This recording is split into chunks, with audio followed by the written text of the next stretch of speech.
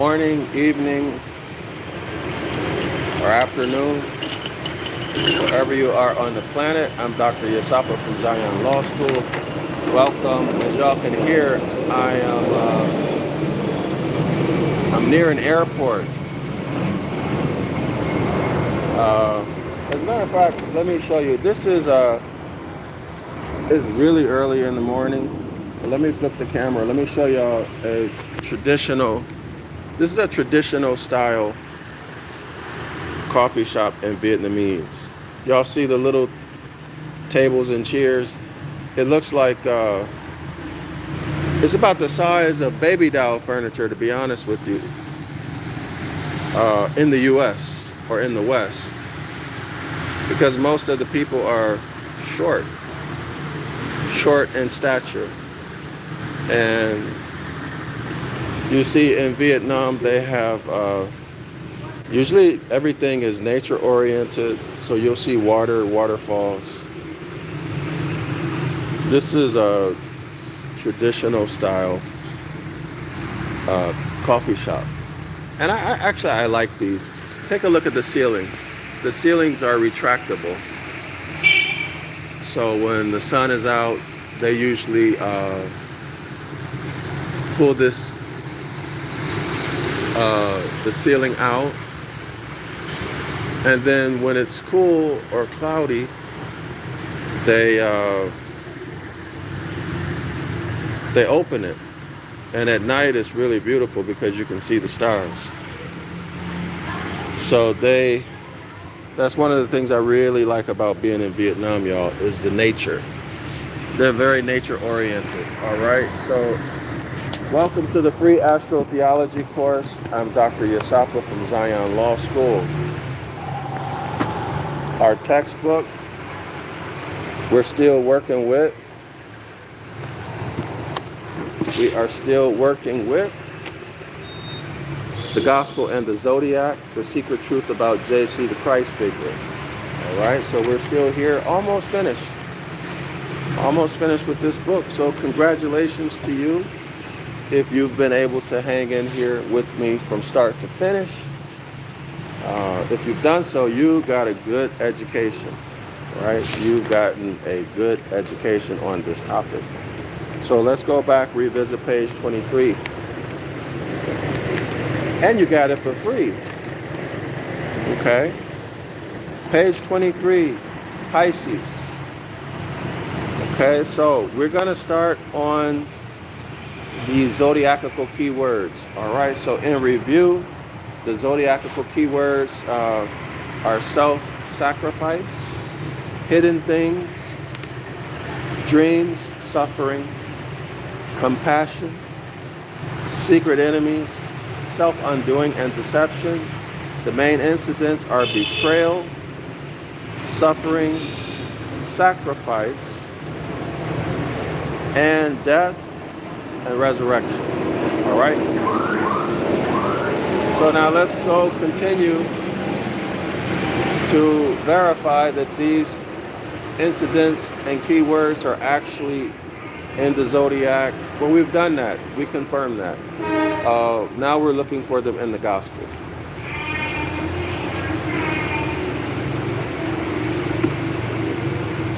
Okay? So y'all remember the author based all of his work off of the table on 21, 22, and 23. All right?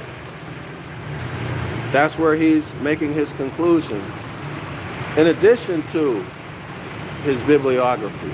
All right? But remember, his assertion is that Mark's gospel, which was the first gospel, is astrotheological. Okay, so we're confirming that. All right, so we're in Pisces. Okay, so the spiritual lessons of Pisces, that's our subheading that we stopped on last class. All right, I got about 35 minutes, y'all, to do this, or actually 30 more minutes to do this, and then I gotta win. Okay, So let's try to make some progress here. Hopefully we can finish up this book within the next day or two, I hope. If not, the next couple days. All right. Okay. So I guess I'm very near an airport because I can hear the plane. It sounds like they're coming in, like they're landing. Okay, so here we are. Let's begin on page 208. This is where we left off. So I'll just go through this briefly. The last paragraph on page 208. We should be alerted to the text talking about Mark chapter 13. We should be alerted to the text's heavily symbolic character by the stated dating of events. Now, this is a good place to start. Remember, Mark, in Mark's gospel, Mark said that JC was killed on the Passover. He was crucified on the Passover. Y'all get this on page 208 and 209. But John's gospel says something completely different. I'll move over to page 209, the first paragraph. For John, however, this final meal, talking about the Last Supper, took place on the day before Passover. So now here we have fraud. Right? We have fraud. Since this is supposed to be testimony, see, they're testifying about the life and times, the historicity of JC, the Christ figure. Right? And this is supposed to be the ushering in of a new covenant, a new contract. And depending on the doctrine, the Hebrew Israelites will say it's just with the house of Yasharallah, but the Christians will say it's with everyone.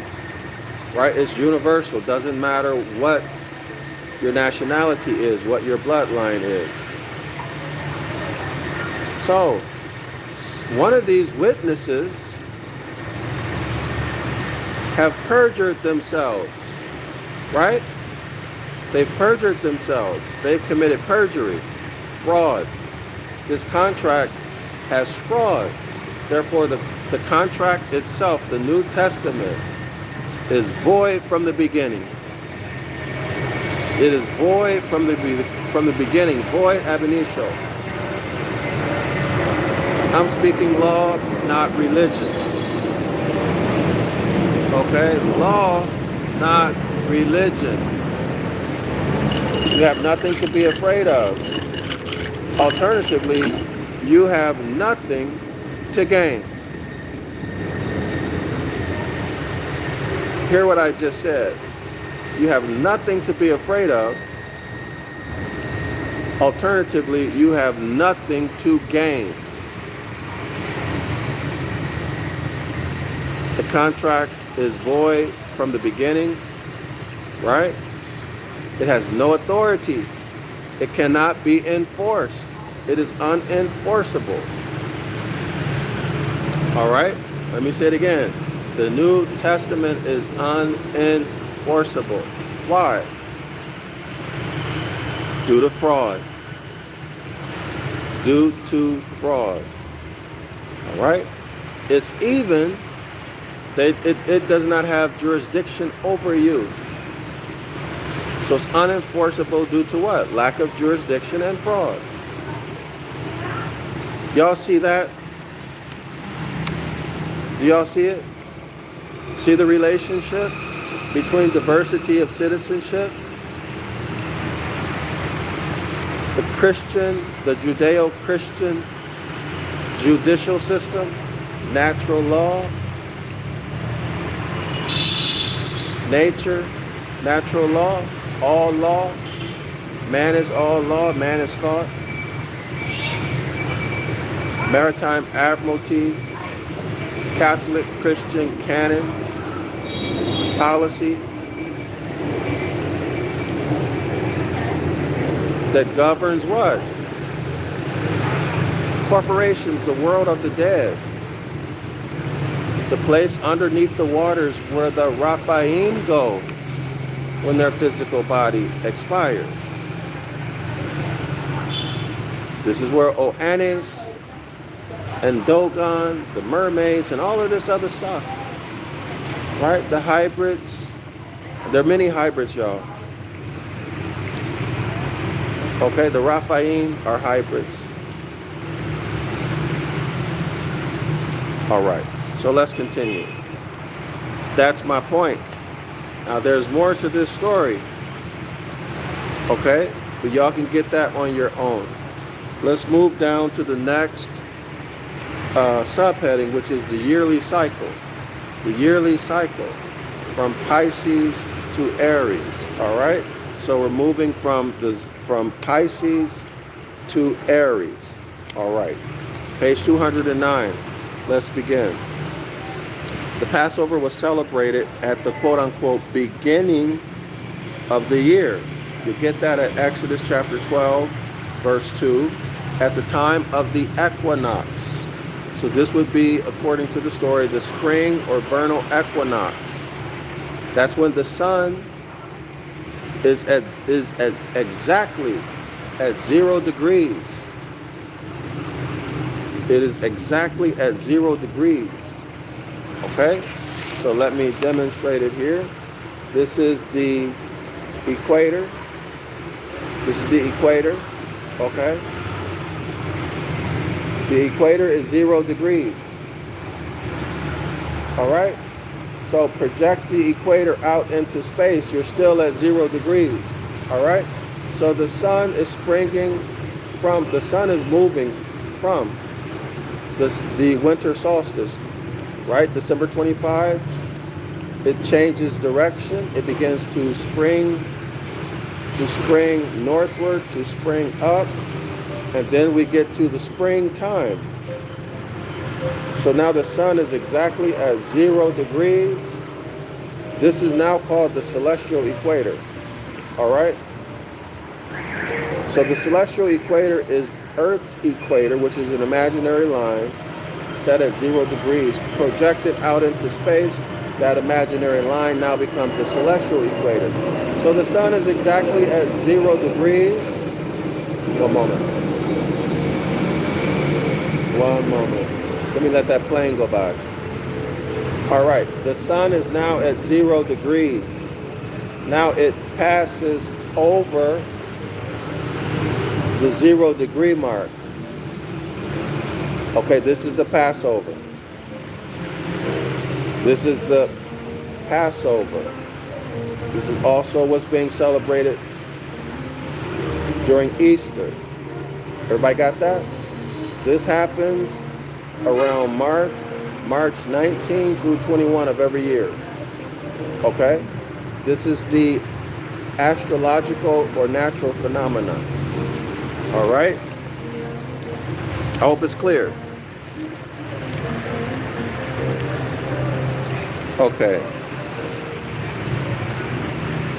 Okay, so the Passover was celebrated at the beginning of the year, at the time of the equinox. Which equinox? The vernal or spring equinox. What date? Around March 19, 2021. Okay, the winter is over, and the new life of spring begins. When symbolically, the sun, S-U-N, has died and been resurrected. The death and resurrection of the sun occurs at the summer solstice, at the winter solstice, y'all. Remember? Here we are, the summer solstice, around June 21, 22. Winter solstice, around December 21, 22. Okay? The sun reaches its lowest point in the southern part of space. It cannot go any lower, but it does move horizontally. Okay, so because it's moving horizontally, there is no shadow cast on the sundial for 3 days. So, On December 25, the end of December 24th, beginning of December 25 at 12 midnight, the sundial moves a full 1 degree, giving evidence that the sun has changed direction. Remember, from moving south or southerly to horizontally, now it's moving north or northerly. It's springing upward. Okay? So from December 21, 22 until December 24, 25, 12 midnight, the sun is said to be dead. It has died, or the solar deity is in the underworld, or the solar deity has been dead. Right? This is where you get in Christianity, Christ went to hell for 3 days, or to the underworld. Everybody understand that? And then on December 25, when the sundial moves a full 1 degree, giving evidence that the sun has sprung forward, well, now the sun has been brought back to life. Okay, so since our ancient ancestors spoke concretely, they represented this death and resurrection metaphor, they represented it by the movement of the sun, because everybody understands that the sun is concrete. The shadow cast on the sundial, that's concrete. And everybody understood that, because during that time, these were basics. It's not like it is today. Everybody knew this stuff, okay? Everybody knew about astrology.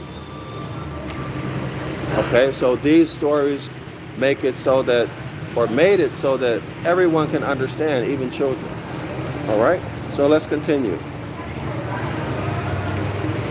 The original Passover story, on one level at least, a dramatic presentation of new life that spring brings to the earth. Such springtime festivals, y'all got that? Springtime festivals, not festivals and rites to a deity. You're just celebrating the new season. That's it.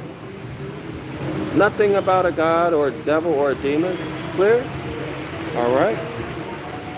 Such springtime festivals, however, are not the preserve of the Jews and the Christians. Uh-oh. So now, Passover and Easter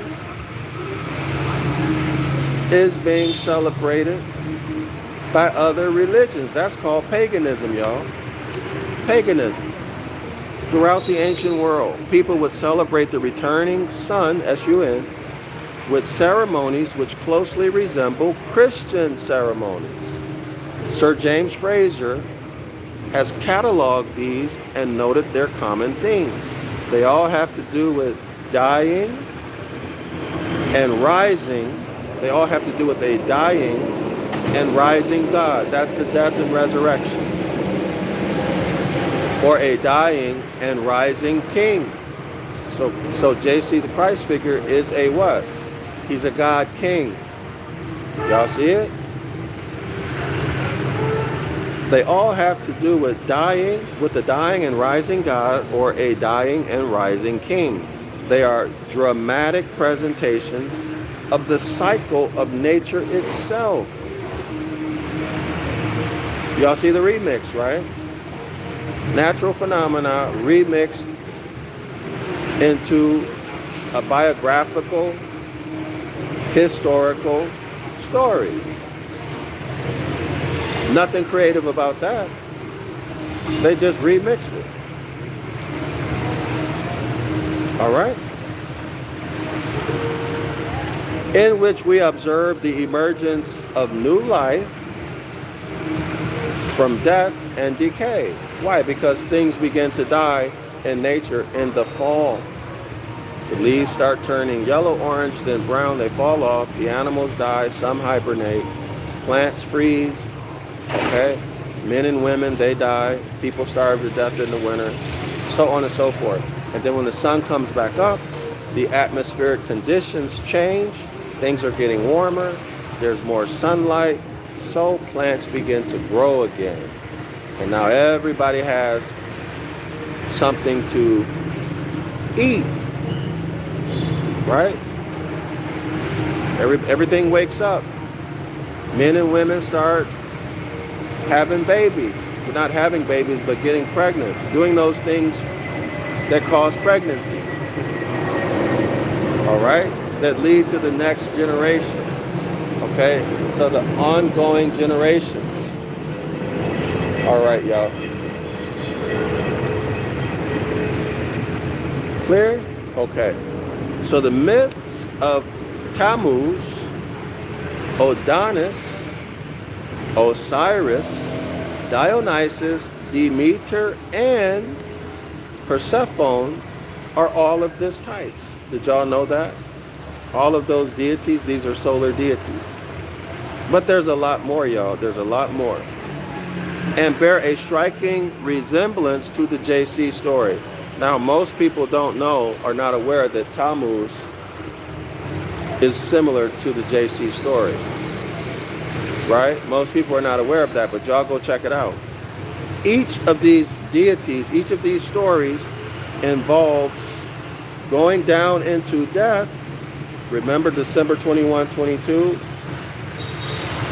to December 24, 25, 12 midnight. The sun is not moving northerly or southerly. It's moving horizontally. No shadow is being cast on the sundial. So our ancestors, speaking concretely, said the sun is dead. All right? Each of these stories involves going down into death and coming back to life again. The sun starts to ascend to spring northerly on December 25, 24 at 12 midnight. Y'all got it? So the sun is now living again, as evidenced by the shadow cast on the sundial, a full 1 degree. Clear? All right. All right.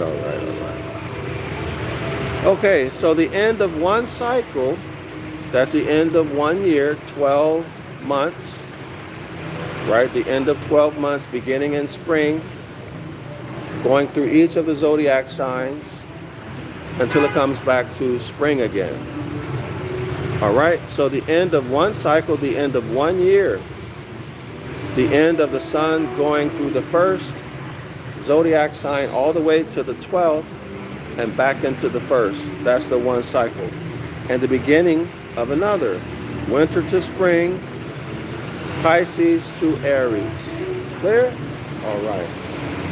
These stories are not to be dismissed as quote-unquote mere myths, fit only for entertainment of children. The fact that they are so widespread points to them being expressions of the deepest hopes and aspirations of all mankind. I totally disagree. Completely disagree. They are expressions of the natural phenomena in concrete terms. That's all. They're just explaining things, talking about things concretely, as opposed to abstractly. All right? So they're using metaphors. That's all it is. Now, do we hope for summer and spring? Yes. Of course we do, right? Everyone loves summer. Everyone loves springtime. Some people love winter. Okay? But our ancestors viewed the world, we thought and we spoke concretely. All right? So let's continue. To say that they are originally metaphors drawn from the observation of farmers is not to belittle their spiritual significance in any way. What Fraser says about the myth of December and Persephone might be taken as applicable to all such stories. Let me stop right here. So the author is referring to natural phenomena being used to govern our ancient ancestors' lives. All right, so we base everything upon the movement of the sun, its position, its relative position to the constellations, because it told us when to plan. It's basically our planner, right? Our schedule book. You follow the sun and you do what's appropriate for that time and that season. You plant certain plants. Like, for example, if you want mushrooms, you need to plant them under certain environmental conditions, which is governed by the relative position of the sun. In other words, the atmospheric conditions. All right? So anyway, you can look at a farmer's, I don't have a lot of knowledge about that, but y'all can look at a farmer's almanac and get the specifics on this topic. It'll tell you when you should plant what type of plants and what the conditions should be. All right? So our ancient ancestors governed their lives based upon the position of the sun.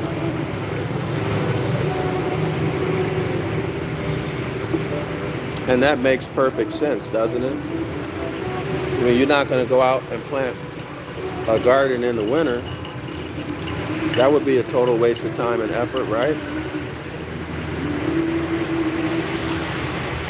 It would also be an indication that you might be touched out of your mind, right? Okay. Let me check the time, my peoples. All right. I got about 5 or 10 more minutes, and then I'm gonna wrap it up. Okay. So let's continue. Page 210. In the mind of the ordinary Greek, the two goddesses were essentially personifications of the corn.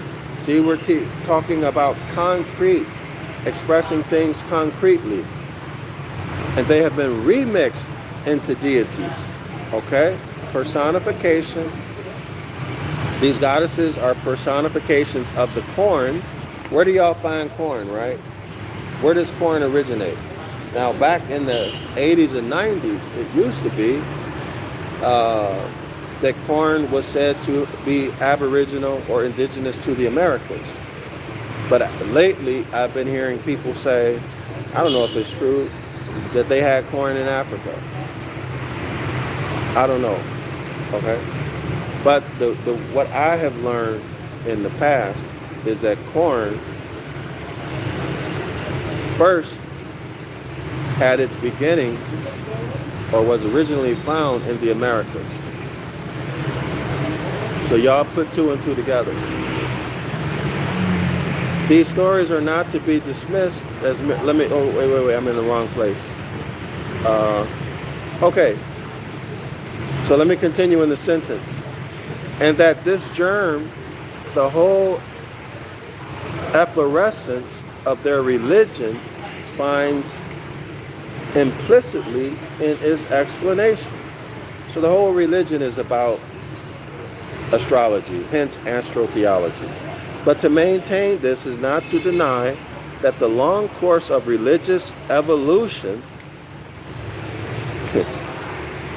high moral and spiritual conceptions were grafted on this principle. Now y'all tell me, high morals.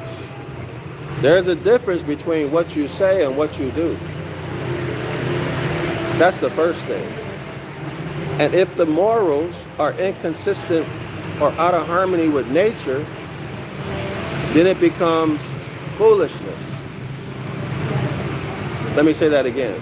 If the morality of your religion is disconnected, meaning it's out of harmony with nature, then it becomes a source of pains and sufferings for you. So in other words, worshiping that deity, following its moral code, injures you, harms you.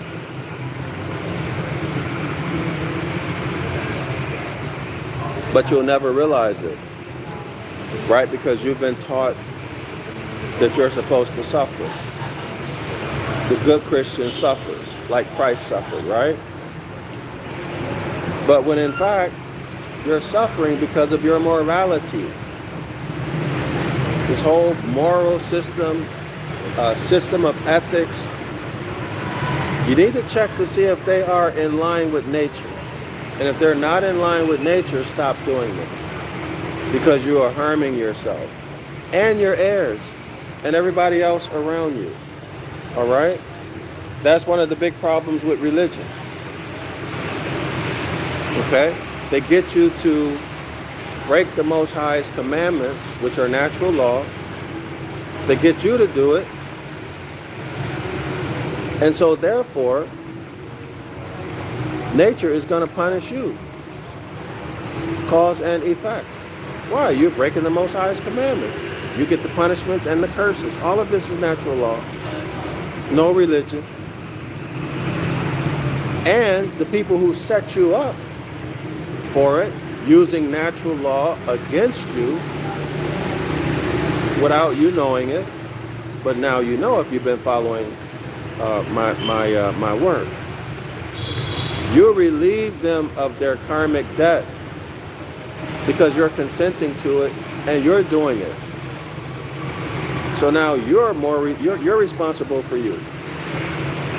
But when you stop doing it and when you return to the Most High by following His instructions, which are natural law, now they got to pay their karmic debt.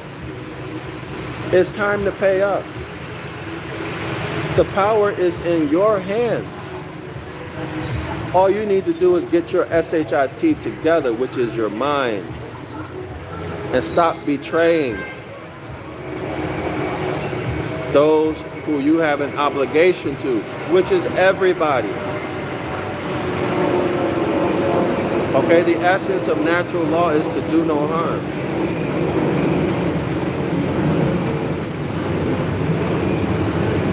That's where you can start.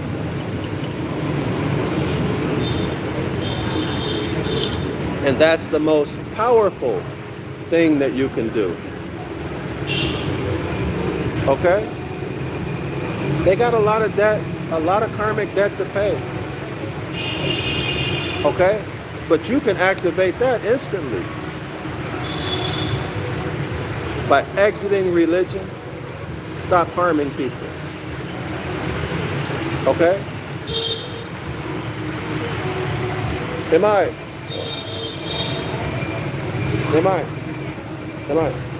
Let me pay. Don't be shy. Don't be shy. All right. Yeah, they're shy because they don't speak English well.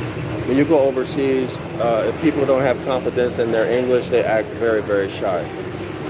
All right. So y'all see what I'm saying? You're in a power position. Once you return to the Most High, once you begin to live harmonically with nature, their karmic debt, like I said, becomes due. And since you're getting your stuff together, nature will begin to work with you.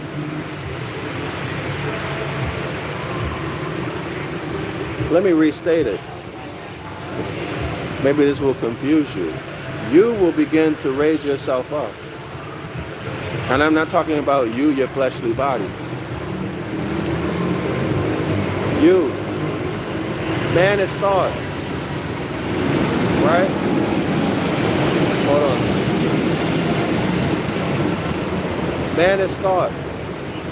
The first of the Hermetic laws is mind, the law of mentalism. All is mind. All is mind. What is mind? Thought.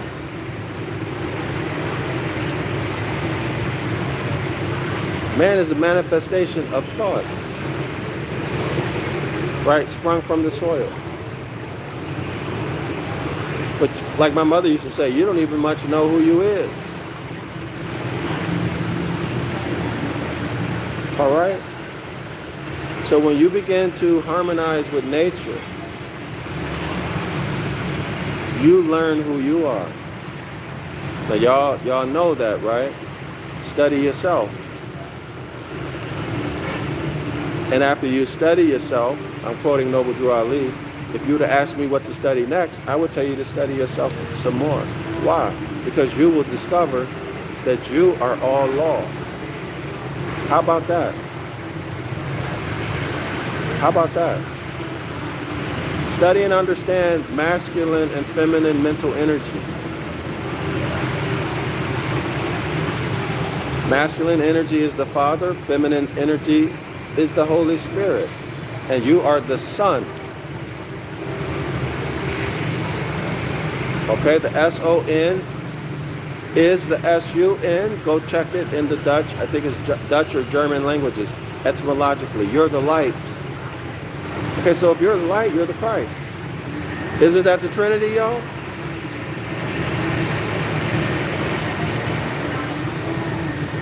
All right. Isn't that the Trinity? Psalms 82:6. All of you are, quote unquote, God's sons of the Most High. Sons, masculine men. Sons with a womb. Feminine men with wombs. Okay? So the man and the woman must work together.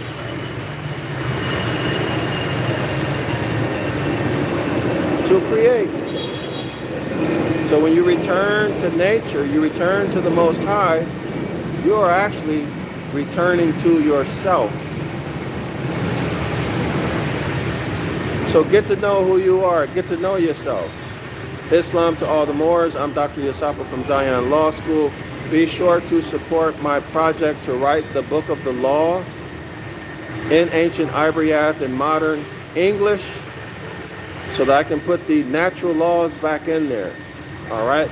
Put nature, the natural laws, which includes astrology, the Hermetic laws, constitutional principles, etc. All right? So y'all can subscribe to my one-on-one Ancient Ibaryath course to learn more about linguistics.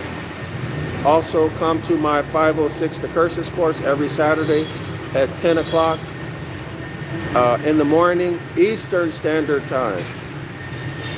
Everybody's invited, all right? So you can come there and you can learn more about linguistics.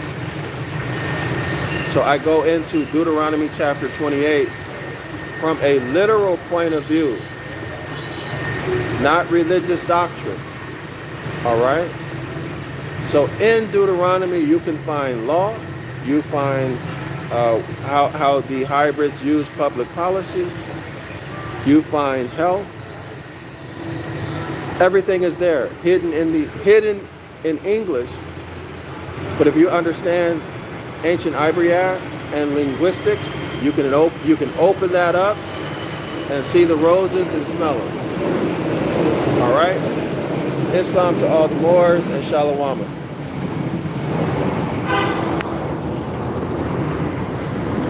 I'll be back in a couple hours to do another video about maybe 3 hours. I'll be back three and a half hours or so.